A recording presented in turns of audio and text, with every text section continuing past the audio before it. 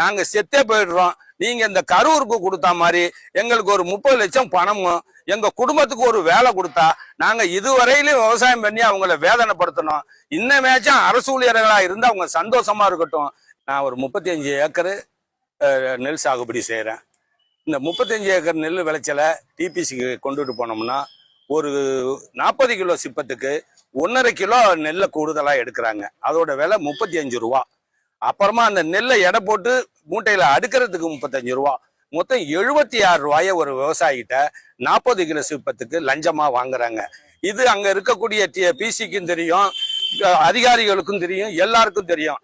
அவங்கள கேட்டா என்ன சொல்றாங்க, இதை நாங்க மட்டும் எடுத்துக்கல, இது மேலதிகாரிகள்லாம் நாங்க கொடுத்துக்கிட்டு தான் இருக்கோம், இவ்வளவு பணத்தையும் நாங்க எடுக்கலங்கிறோம். இந்த விதத்துல நான் 1,20,000 ரூபாய ஒவ்வொரு போகத்துக்கும் லஞ்சமா இதுவரையிலும் கொடுத்துக்கிட்டு இருந்தேன். இப்ப ஒரு விழிப்புணர்வு தளபதி இங்க வந்தப்ப சொன்னாரு, நான் ஆட்சிக்கு வந்தான்னா ஒரு பைசா கூட இல்லாம நான் நெல்லை கொள்முதல் செய்வேன், நீங்க சாகுபடி செய்யுங்க, கடனை தள்ளுபடி பண்ணுவேன்னாரு. அந்த நம்பிக்கையில தான் கடனை வாங்கி போட்டு நெல்லை சாகுபடி பண்ணோம். அப்படி கொண்டுட்டு போற நெல்லுக்கு நான் 1,20,000 ரூபாய் இப்ப கொடுத்தாதான் நெல்லை எடுப்பேங்கிறாங்க. அப்ப நான் 1,20,000 ரூபாய் கொடுத்தா நாங்க எப்படி வாழ்றது? நான் கவர்மெண்ட்ல வாங்கியிருக்க கடன் 1 லட்சம் ரூபாய்.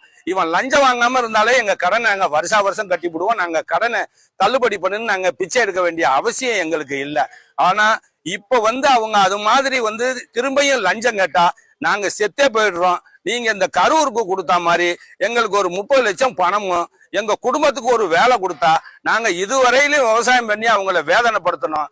இன்னமேச்சும் அரசு ஊழியர்களா இருந்து அவங்க சந்தோஷமா இருக்கட்டும், எங்க குடும்ப சந்தோஷம் தான் முக்கியம்னு சொல்லிட்டு அவங்க திரும்பியும் லஞ்சம் கேட்டா நாங்க சாவுற தண்ணியில வழி இல்லை, நாங்க செத்தாலும் எங்க குடும்பத்துக்கு வேலை கொடுங்க, நிவாரணம் கொடுங்க.